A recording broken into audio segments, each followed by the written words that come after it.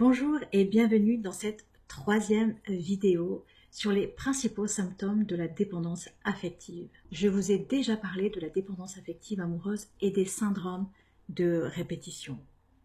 Aujourd'hui, vous allez rencontrer la meilleure amie du dépendant affectif, l'attente. Il y a principalement deux variantes de l'attente. La première, je l'appelle le petit vélo dans la tête. Elle porte aussi le nom de procrastination. Dans cette variante, imaginez que vous êtes sur le point de régler tous vos problèmes. Il y a une solution qui vous est apparue et c'est vraiment la bonne, l'ultime, celle qui vous mène ou qui vous mènera au succès et mettra un terme à tout ce qui vous freine. Seulement voilà, le petit vélo commence à vous tourner dans la tête. Sa technique habituelle passe par au moins un de ces scénarios. Vous culpabilisez. Vous avez peur de faire souffrir. Vous avez peur de passer pour le ou la méchante. Vous entrez dans une crise de panique. Vous êtes envahi par des peurs incontrôlables. Vous cherchez des excuses pour ne pas agir ou réagir. Vous vous dites qu'il y a une autre solution bien meilleure. Vous vous persuadez que vous êtes passé à autre chose d'un coup de baguette magique et vous êtes même certain ou certaine que ça y est, tout est fini, sans rien faire.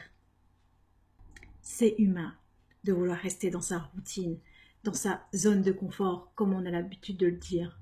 Même si c'est désagréable, on y est habitué et l'habitude, c'est sécurisant. Dans votre inconscient, une comptine vous dit « on sait ce qu'on perd parce qu'on gagne ». Alors, votre esprit y répond et pour rester accroché à cette croyance, il vous stoppe net. Vous avez compris? Oui, quand vous procrastinez, c'est votre peur qui prend le dessus. Vous avez déjà remis au lendemain, puis abandonné, voire oublié une de vos grandes idées? Si oui, alors vous savez de quoi je parle. La deuxième version de l'attente, c'est votre besoin de reconnaissance qui vous la dicte. Vous attendez de votre entourage qu'il vous adore, qu'il comble tous vos désirs, qu'il vous dise combien vous êtes génial. Vous avez l'impression de donner, donner, donner, mais de ne jamais recevoir, ou si peu. Vous ne dites pas souvent non, peut-être même jamais.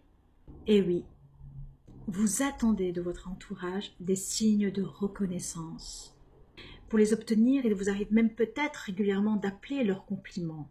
Ou encore, vous avez peut-être la manie de vous comparer aux autres. Votre propre reconnaissance ne vous suffit pas. Vous ne parvenez pas à avoir confiance en vous. Alors, pour combler ce manque, vous demandez aux autres de le faire pour vous. Vous réclamez sans cesse un mot couvert la reconnaissance des autres.